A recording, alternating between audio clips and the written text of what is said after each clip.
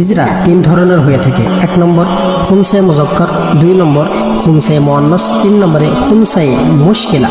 খুনসে মুজাক্কার বলা হয় ওই হিজরাকে যাদের লজ্জাস্থান পুরুষের সাথে মোশাবা অর্থাৎ পুরুষের সাথে মিল রাখে।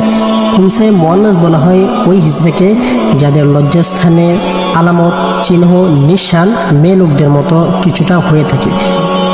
খুনসে মুশকিলা বলা হয় ওই হিজরাকে যাদের লজ্জাস্থানে পুরুষ এবং মহিলা উভয়ের চিহ্ন আলামত নিশান রয়েছে এবং উভয় স্থান দিয়ে সমান্তরালে পেশাব বের হয়। 1 নম্বর যারা রয়েছে খুনসে মুজাক্কার, তাদের কাফন গোসল হবে পুরুষদের মতো। 2 নম্বর খুনসে মুআন্নাস, তাদের কাফন গোসল হবে মহিলাদের মতো।